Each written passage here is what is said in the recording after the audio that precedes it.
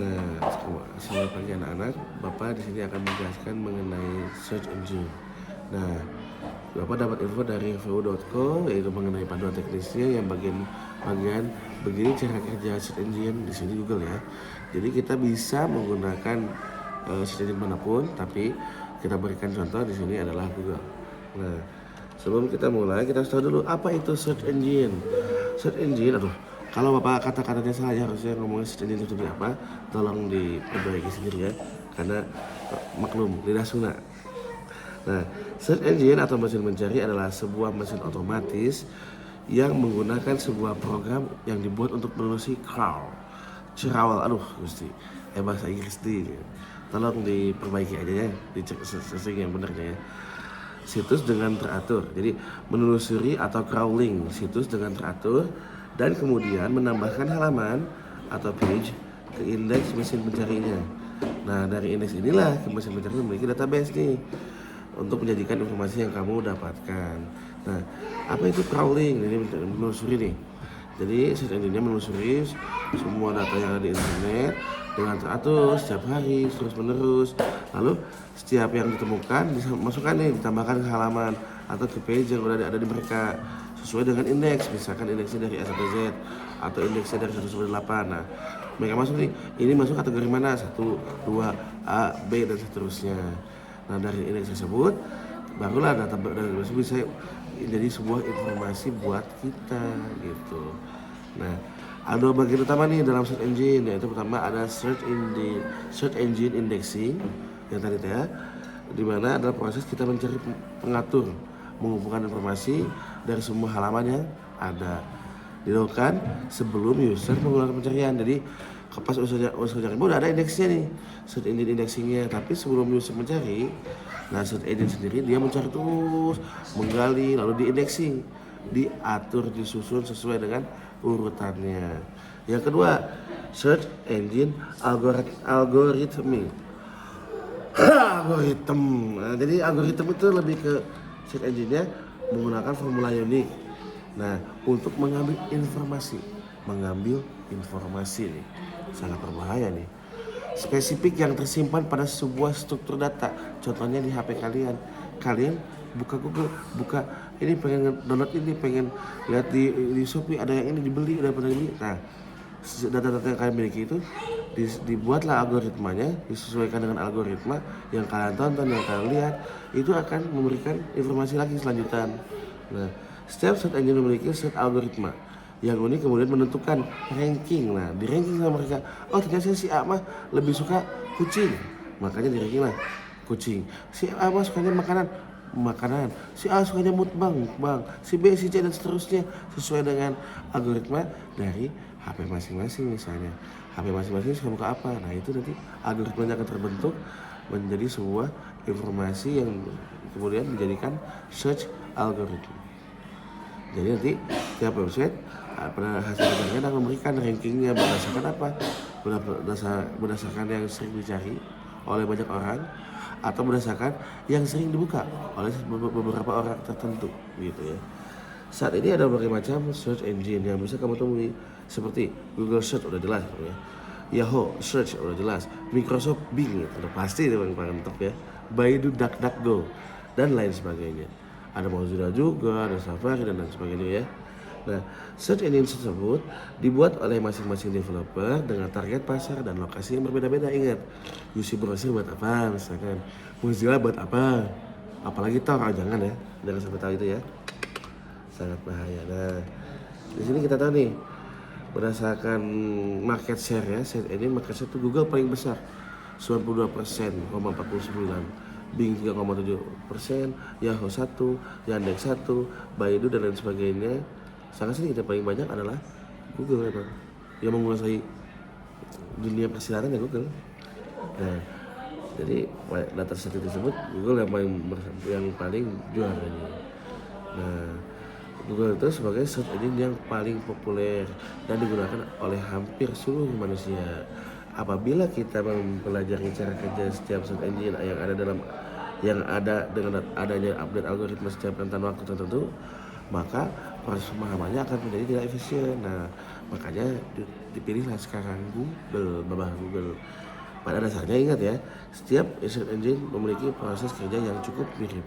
Maka dari itu, untuk membersihkan waktu, kita akan membahas search engine Google aja ya, oke? Kenapa harus tahu nih cara kerja search engine Google? Karena alasannya kok bisa dipilih sih? Karena udah jelas sih, yang terbanyak dong, yang terbaik di kelasnya. Saat sejauh ini ya, ada yang bisa mengalahkan Google. Berdasarkan hasil kerjanya, sebuah search engine dia aja bukan aja Google, bertugas untuk mencari tahu, memahami, dan mengorganisir informasi apa saja yang tersebar di internet. Kalian upload, kalian posting, sama Google tuh cari siapa kamu. Wah, buat kita itu tidak penting. Dia terus mencari untuk kamu. Asik. Walaupun nanti hasilnya tidak penting. Untuk kemudian memberikan jawaban yang paling relevan dari pertanyaan atau queries usernya. Misalkan kalian searching di Google nih, ketik di search barnya apa, gimana, siapa, di mana, apapun yang bahkan tidak penting, sama Google dicariin. Kadang-kadang sampai mendekati sangat-sangat relevan. Walaupun misalkan ada hal-hal yang kalian cari nggak ketemu, tapi minimal sama Google dicari yang mendekatinya loh gitu. Saking baiknya ini babah Google ya.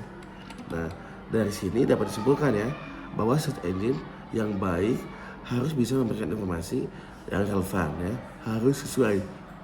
Tentunya paling terupdate minimal 1 hari yang lalu, 2 hari, bahkan mungkin ya kalau bisa per jam ya. Tapi biasanya kan upload hari ini buat besok atau buat lusa atau mungkin seminggu yang lalu. Ya jangan sampai kalian membuka file-file yang puluhan tahun yang lalu gitu ya. Nah, hasil pencarian sebenarnya terbagi dua. Yang pertama, organic result. Nah, apa itu organic result? Organic result itu hasil pencarian yang disediakan search engine berdasarkan apa? Database dari penelusuran sebelumnya. Kayak tadi ya, crawling ya. Informasi yang timbul pada SERP, Search Engine Result Page, akan berurutan berdasarkan ranking dari tiap halamannya. Jadi SERP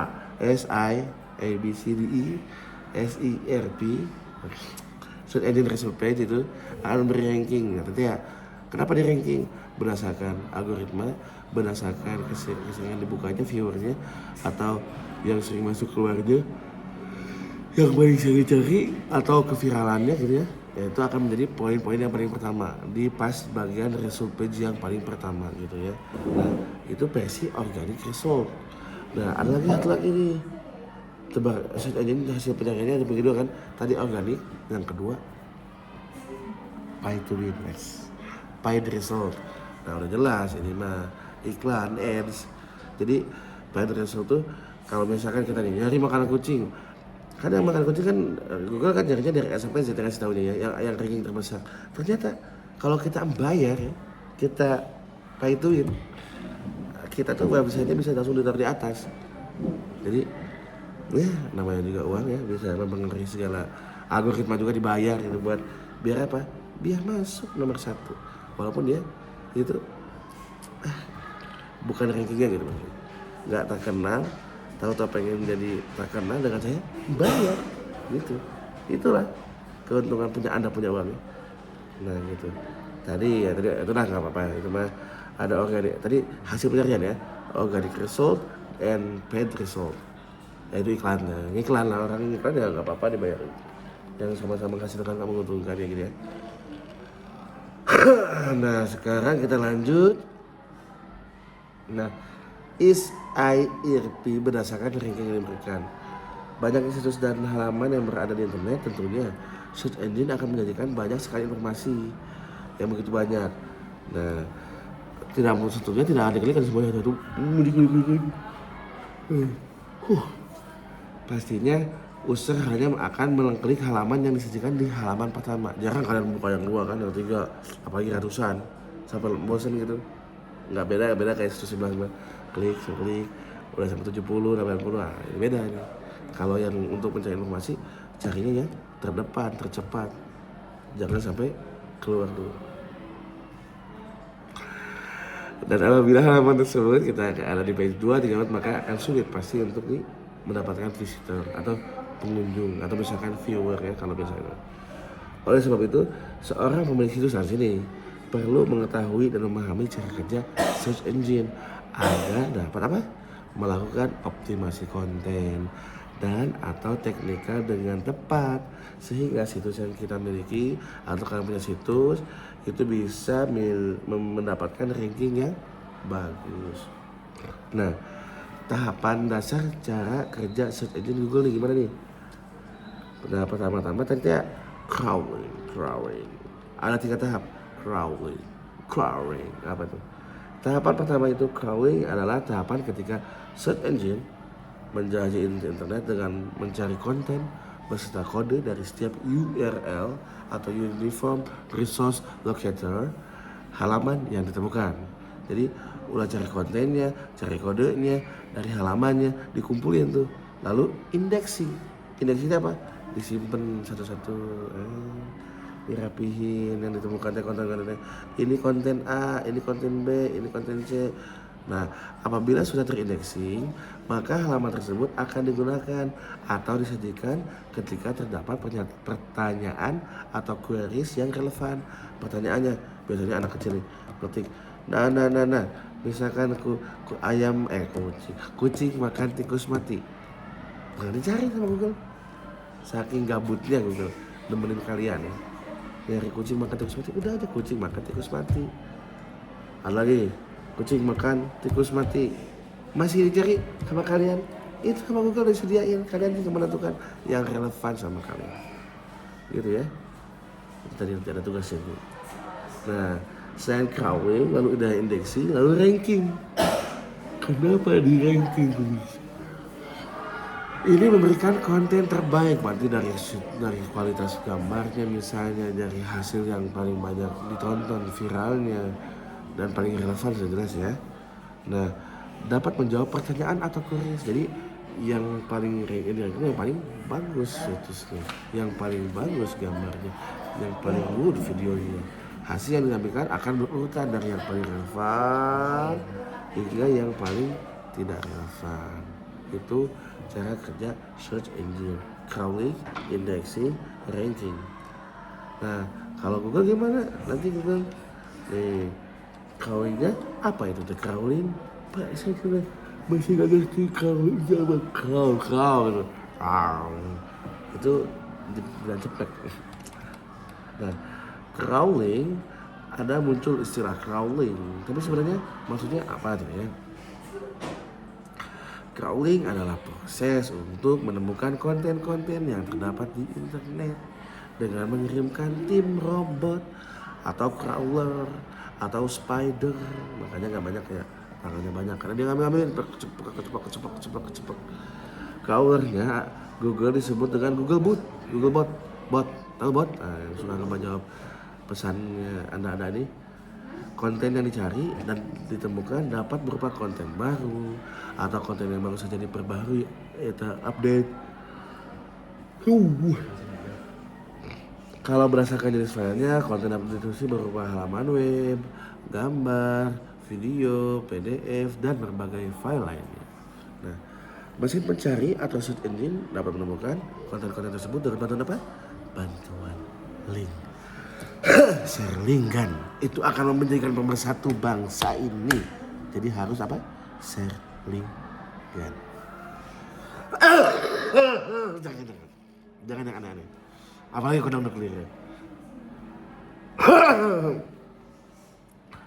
Untuk memulai proses crawl, robot memasuki beberapa halaman situs dan dilanjutkan dengan mengikuti tautan atau hyperlink yang tersedia di halaman tersebut sehingga dapat menemukan halaman atau URL baru.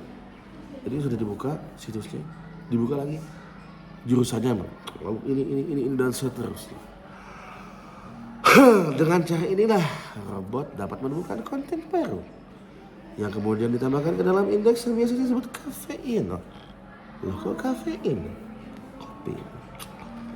Kafein merupakan database dari keseluruhan URL yang ditemukan oleh robot dan kemudian digunakan sebagai jawaban atau queries yang dimasukkan oleh user.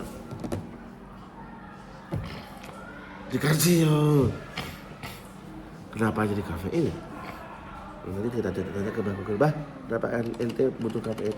Karena dia nggak tidur 24 jam masih kalian. Ini masih ada nih, 15 menit masih kuat lah. Ya sambil mendengarkan terus ya. Modar kalian. Secara umum proses crawling ini hingga dapat menjadikan indeks itu adalah seperti berikut. Pertama-tama URL discovery. URL itu Uniform Resource Locator. Ditemukan URL, ketemu minyak nih. Di aku minyak kita, padahal minyak siapa ya? Mana? Kayak pada dengar. Dan yang kedua, ada dua nih, URL discovery sama page refreshness. Page-nya di refresh, di update terbaru. Jadi menemukan yang baru atau memperbarui yang ada. Nah ini udah ketemu URL yang baru, masukin. Ketemu yang lama tapi diperbarui, masukin lagi. Di crawling lagi, masukin. Di render. Ya. Metode yang konten baru, URL discovery, lalu mengupdate konten yang sudah ada, page refreshness. Kalau URL discovery, pertama-tama penemuan URL ini dilakukan dengan berbagai macam cara. Tetapi cara yang paling umum adalah 5 cara berikut. 5 cara. Pertama, site navigation. What is the meaning of site navigation? Nah, fungsi site navigation adalah agar user dapat mengetahui informasi apa saja yang didapatkan pada suatu website. Bukan hanya berlaku sebagai usernya, tapi juga sebagai berlaku bagi Google Bot-nya. Jadi user dapat mengetahui informasi yang bisa didapatkan. Oke. Oh, user. Jadi biar tahu user teh. Bukan hanya bagi user tapi bagi Google Bot-nya. Jadi untuk site navigation ini oh iya. Site navigation yang rapi dan terstruktur akan membantu user maupun Google Bot dengan mudah berpindah dari halaman satu ke halaman lain pada satu website. Nah, site navigation, home, lalu apa? Tentang kami dengan hubungi kami, sejarah kami dan lain sebagainya tentang kami semua. Biasanya di home bar, sidebar, side itu site navigation bisa di bawah ya. Oke, paham. Ini juga membantu Google Bot. Oh, berarti kalau kita kasih itu mempermudah Google Bot tuh, bahaya. Home ada kategori A, B, C, about us. Lalu di dalam kategori A ada kategori subkategori A, subkategori B. Lagi di subkategori juga lagi page A, page B. Jadi dalam home sendiri ada banyak sekali page. Nah, itu contoh sederhana site navigation.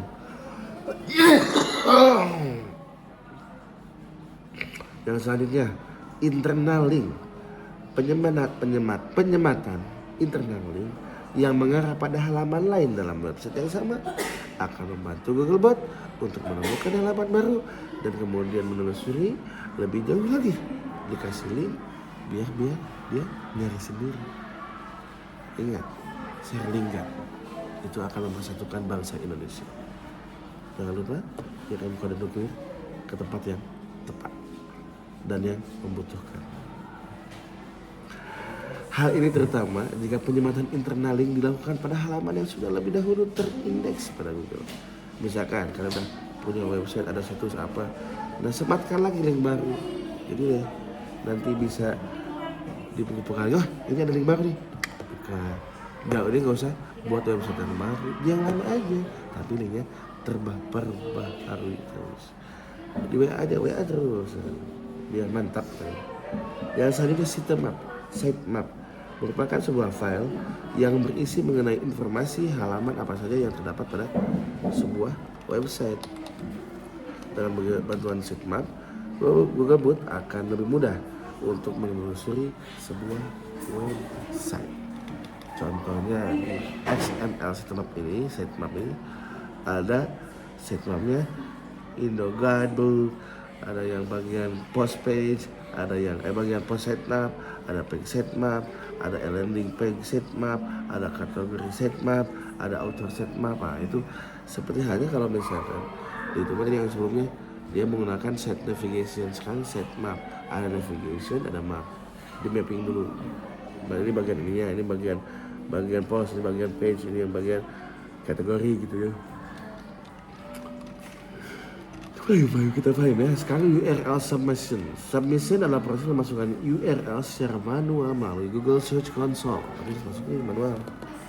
Cara ini sebaiknya hanya dilakukan oleh satu atau dua page baru. Kalau banyak page ya jangan. Apabila kamu memiliki banyak halaman yang perlu disubmit, sebaiknya dimasukkan menggunakan sitemap. Nah, tadi atas sitemap. Kalau cuma 1, 2, 6 pakai ini URL submission. Nanti Google Search Console bisa dibuka nih. Oh iya. Jadi yang URL submission itu versi sedikitnya, sitemap itu versi banyaknya. Dan sitemap ini adalah versi lain daripada set navigation. Set navigation mah ada home-nya, ada ininya. Nah, sitemapnya tadi landing page, misalkan outer page, lalu lagi kategori page ya. Kategori sitemap kadang page. Nah, lalu ada juga external link. External link ini ratusan miliaran halaman website di dalam indeks. Kalau orang meletakkan external link atau backlink ke halaman yang baru dibuat atau belum terindeks, maka Google dapat menemukan halaman tersebut walaupun bukan dari website yang sama. Jadi external link. Kalau kita menyebar external linknya. Jadi kalau kita lagi di Google, buka link ini bukan yang lain, atau kita buka di WA, buka link bukanya ke yang lain, kayak gitu aja. Itu maksudnya enter eksternal. Ya, selanjutnya bagian page refreshness. Nah, tadi kan pakai URL. Sekarang page refreshness itu kayak apa?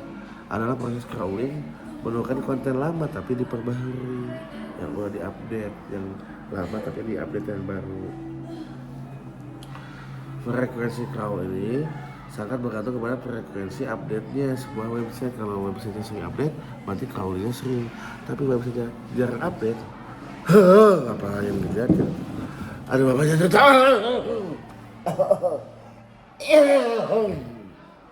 Gak bisa diapa ini. Ada website yang sering ditelusuri oleh Googlebot, contohnya media online atau situs berita. Nah, situs berita akan selalu terupdate, menampilkan berita terkini biar dibandingkan dengan situs yang lain yang diupdate sekali setiap bulan. Kalau berita mah tiap hari bisa. Googlebot akan mempelajari pola. Pelajari pola update kita nih. Aduh, anak-anak bahaya. Apabila update dilakukan tiap jam, maka Googlebot akan mengikutinya sehingga akan ditelusuri setiap jam. Oleh karena itu penting untuk memposting artikel secara konsisten. Perlu diketahui juga bahwa perbedaan frekuensi crawl bukan penanda baik atau tidaknya kualitas sebuah halaman atau website. Jadi apa beda juga, tapi kalau bisa mah konsisten. Seperti yang sudah dibahas sebelumnya, crawling adalah ketika robot dari mesin pencari mengunjungi dan mendownload file. Data lo diambil teman. Yang ditemukan akan diketahui robot dari mesin pencari ini biasa disebut spider yang mengambil barang-barang lo dan lo diem aja gitu. Ditambahkan dengan Googlebot, lo posting di IG, di Facebook, diambil sama bapak Google tuh, mau jadi apa lo ke depan. Nah gitu. Setelah tadi yang dua tadi sub itu yang URL locator sama yang apa page refreshness, lalu di crawling barusan, lalu sekarang di rendering. Yang dua masuk jadi satu, yang satu masuk diberesin, dimasakin. Rendering adalah proses tahap di Google memahami lalu mengekstrak informasi penting dari halaman yang sudah ditelusuri. Cara mesin pencari untuk memahami adalah dengan menjalankan kode yang terdapat pada halaman yang dituju sebagai render. Detail dari proses rendering ini hanya diketahui oleh pembuat search engine atau Windows sendiri. Detailnya berarti hanya cuma Google yang tahu. belum bisa kerja. Bagi user seperti kita, detail proses ini tidak perlu dipahami terlalu dalam. Yang perlu diketahui adalah proses render ini adalah tahap ketika mesin mencari, mengekstrak, dan mengunduh konten untuk proses indeksing.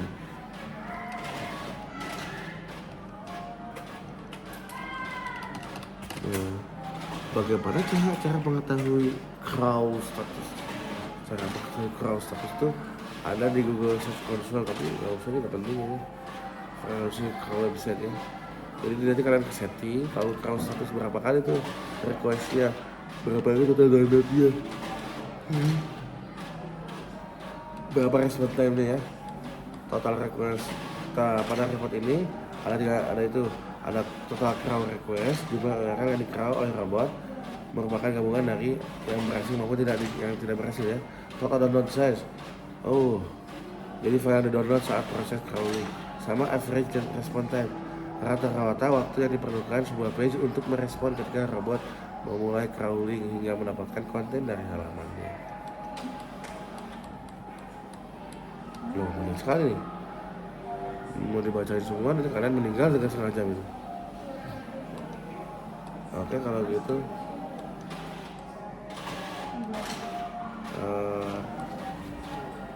kayaknya sampai ini ya. Seberapa sering halaman akan crawling? 2 minggu sekali katanya. Yang biasa, tergantung tadi ya kapan update-nya kalian. Lalu yang menghambat proses crawling, menghambat proses crawling itu dapat kalau search engine akan menelusuri website yang berada di internet. Namun ada beberapa hal yang menjadi penghalangnya. Oke, yang menghambat adalah problem pada server, network and DNS error. Oke, pengaturan pada robot TXT. Oke. Nah, problemnya berarti ada masalah nih di servernya, di HTTP-nya ada coding yang salah. Nah, atau di sini network and DNS error, berarti ada network layout, berarti connection reset, dan manage servernya error, mirip HTTP atau memberikan efek yang sangat cepat, bukan hanya pada tahap crawling, dan juga halaman terindeks kalau aja tidak bisa dianggap, apalagi maju ke tahap berikutnya indexing. Jadi kalau kalian internet ya nggak bisa. Lalu yang selanjutnya ada ini, pengaturan pada robot TXT. Di dalam robot TXT ada perintah allow, berarti pemilik website memperbolehkan nih Googlebot untuk melakukan crawling pada setiap halaman yang tertera pada situs tersebut. Namun ada beberapa halaman yang pemilik website tidak ingin untuk di-crawl oleh search engine, maka perintah allow diganti dengan disallow. Apabila melakukan ini, Googlebot tidak akan melakukan crawling yang benar. Jadi bilang nggak boleh masuk sini, ya udah kata Google nggak usah, ya udah nggak akan cari, mencuri. Nah, satu lagi, crawl, apa itu crawl budget? Crawl budget adalah jumlah page yang di-crawl oleh robot pada rentan waktu tertentu. Akan sedikit ada sedikit variasinya ya, relatif tapi ya. Jumlah crawl budget pada setiap website berbeda-beda, bisa sampai 6 atau sampai 5.000 atau 4 juta halaman per hari. Lalu jumlah crawl budget yang berbeda-beda ini bergantung pada besar atau jumlah page-nya, bisa layout-nya atau errornya, atau jumlah link yang mengarah ke website tersebut. Itu crawl budget. Nah, nanti kita akan belajar tentang search engine indexing ya, tapi nanti ya, karena masih banyak sekali pemirsa tentang search engine ini. Jangan lupa like, comment, subscribe, dikerjain sampai beres ya tugasnya. Bye bye.